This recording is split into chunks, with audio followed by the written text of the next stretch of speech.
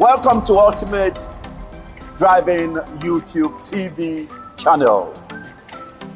Now, this channel is about giving driving tips and learning drivers and professionals how to drive. For those who have been driving over the years, you would also learn a lot from this channel because most of you possibly would have gotten your driver's license without being properly trained. Now, this particular video is about how you get into a car and get yourself ready before you set off. Now, what we must understand is that before you set off, it is very important to carry out the very basic things in the car. You know, you get into the car, you adjust your seat, you adjust your mirrors, you put on your seat belt before you start the engine.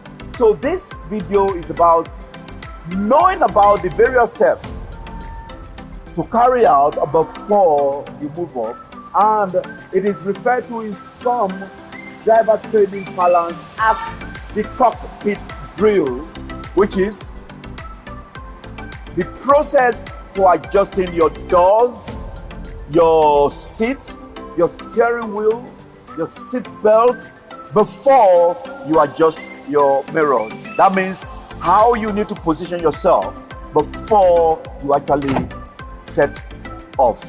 And the first thing you do is that you check around, that you get into the car and sit down. Make sure that your doors are closed. So the first thing you do when you get into the driver's seat is to make sure that your doors are closed properly, because whilst driving there will be the opportunity or the chance of the doors opening whilst driving. And remember also that you are to ensure that your passengers close their doors properly. And the way you can do that is that if the door is not properly shut, what will happen is that if you move the door, you can hear the rattling of the door. And another way you can check that the door is closed properly is that if it is not rattling, in some modern cars, you will see some sensor on your dashboard. Another way to check is that when you look in your mirror, if the front door does not align with the back door, that means there's an opening that needs to be taken into consideration. So the first step is that we've gotten into the car now, we've shut the door, and we are safe, that we are ready to go. So after ensuring that the doors are properly shut, you now talk about your seat.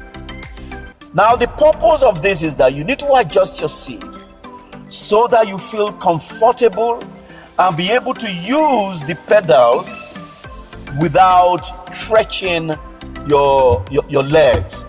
You should be able to reach the pedals, and whilst pressing them down, you should have a slight bend in your knee so that you are not fully stretched.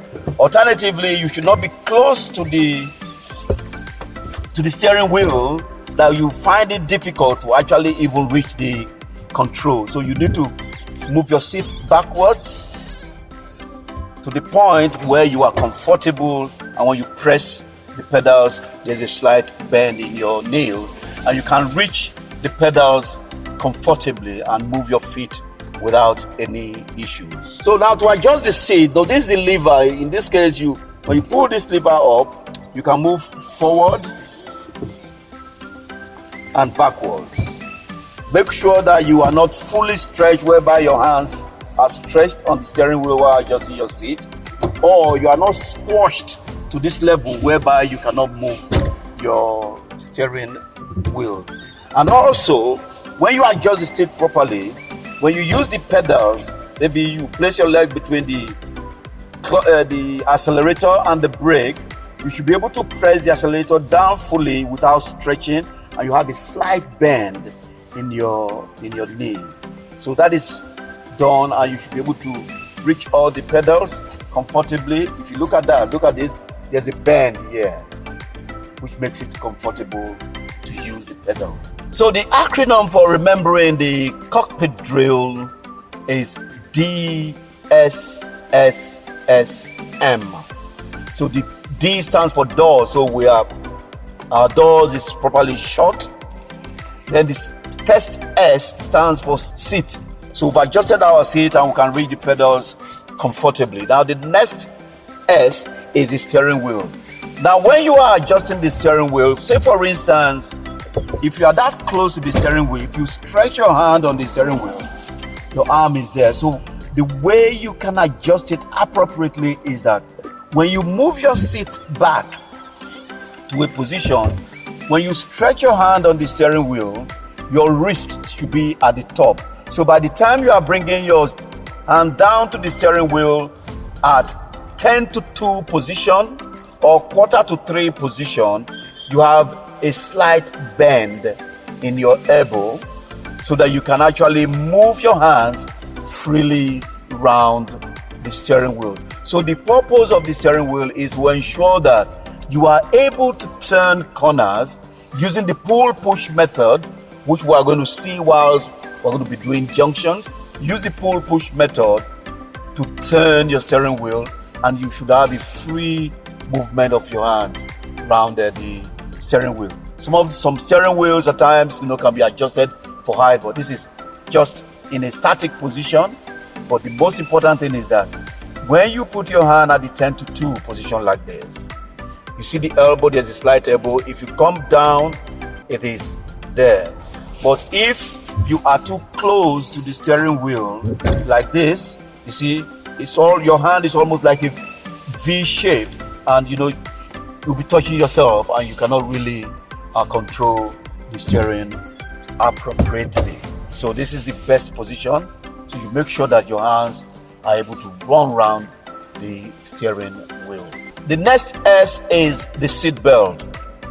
What you must understand is that seat belts are fitted in vehicles, so in case of crashes, you do not fly forward easily. So you need to bring your seat belt in, and when you are bringing in, make sure that this flap is straight. Place your seat belt. Then this flap should be at your waist level, and what you do is that you run your hand in case, let's say there's a twist of the seat belt. What you do is this: when you put your right hand at the bottom here and you run it through to the top, you will correct it. Make sure that the flap is just at the very top, not too close to your neck, in case of maybe any collision, so that it does not have any injuries. So when you adjust your seat belt, this is the way to fix your seat belt. And remember, another very important thing is that because of the safety issues attached to seat belt, that is why in our driving rules, non-usage of seat belt is an offense, because the point is that the authorities want to prevent you from injuries, sustaining injuries to yourself when accidents occur.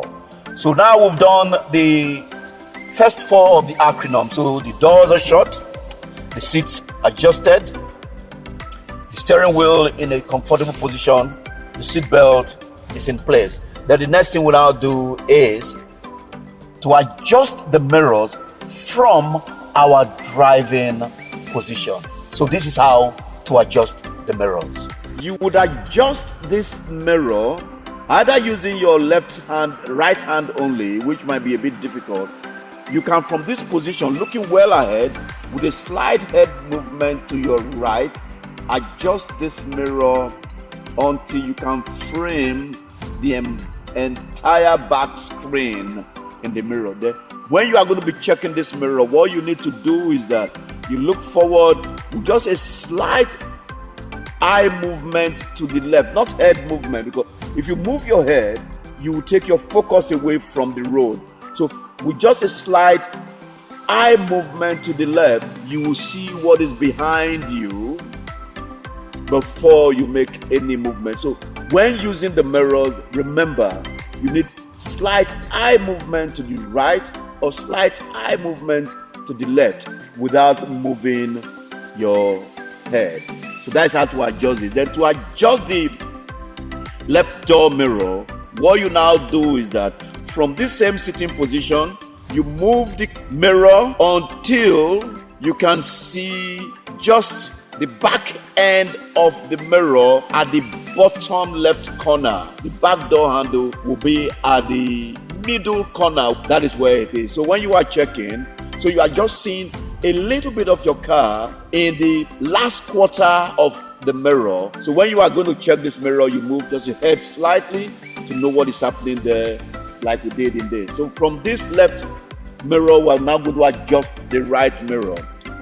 So whilst looking at this mirror, you adjust it, you bring it in, bring it in, bring it in, until in this case, you see the front door handle in the lower end of the mirror, and the back door handle would appear to be halfway in the mirror. By so doing, your mirrors are set. Hope you like our videos.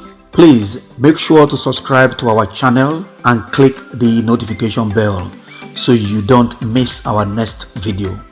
Also like and share this video to help people find us on YouTube. Please feel free to leave any comments about our videos. For business inquiries, please email us at sdsrue@hotmail.com or call us on +234 8070 555 444.